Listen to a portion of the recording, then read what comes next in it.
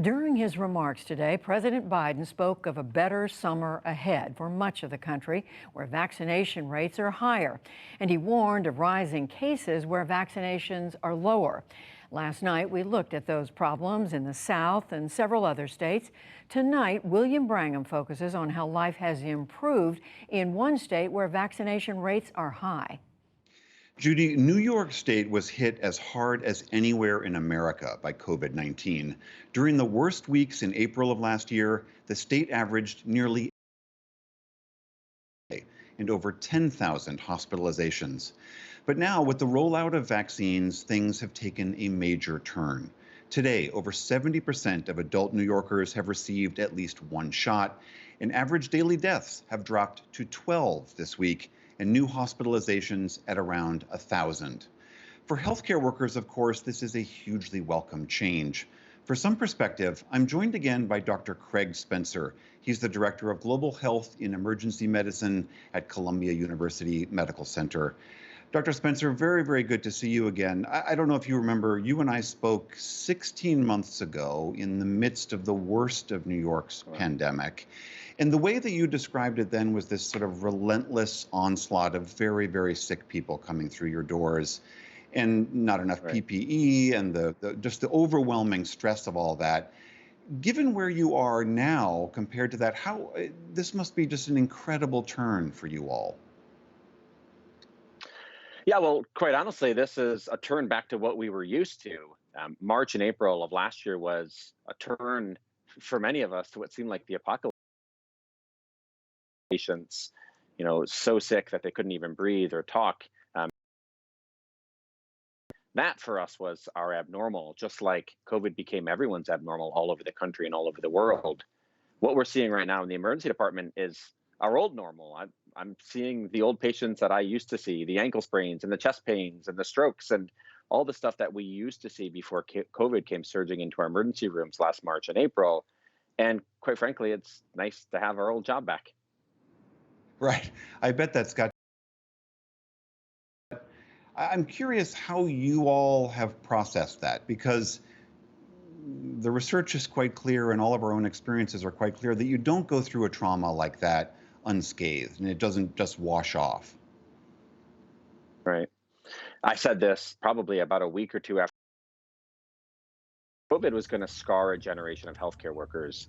Now, COVID had really only significantly impacted New York and the surrounding region by that time. But we've seen what it's done all over the country to healthcare providers, frontline workers, everywhere around the US. And I stand by it. COVID will indeed scar a generation of healthcare workers.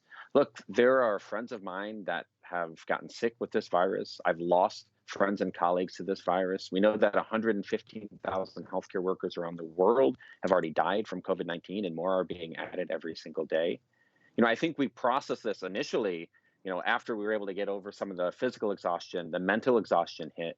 And when that tidal wave, hit and then finally, went back out to sea, we were able to assess the damage. And, a lot of us still have mental health challenges, PTSD, the images of things that we saw and did and, ways that we couldn't help when we wanted to.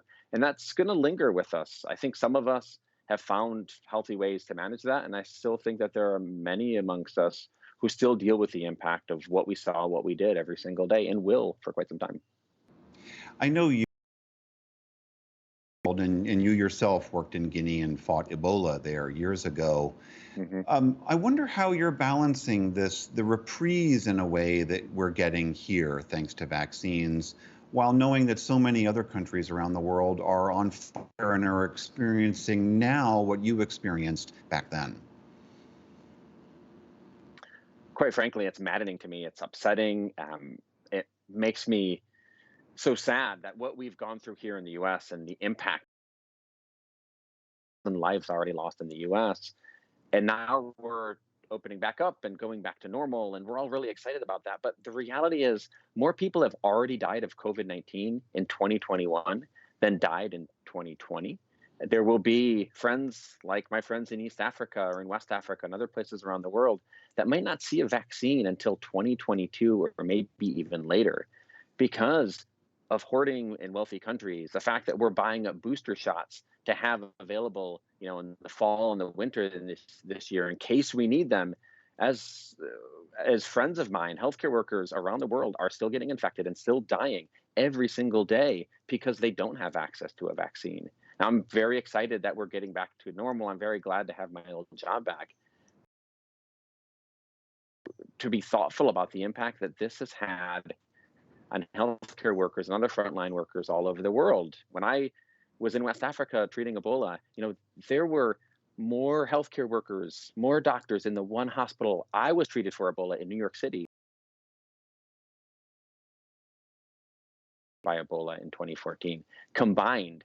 And so losing a healthcare worker is always horrible, but in places where they're already in short supply, communities, and we need to do everything we can to help protect them. Right, that global perspective certainly makes our success, quote unquote, a bit more bittersweet.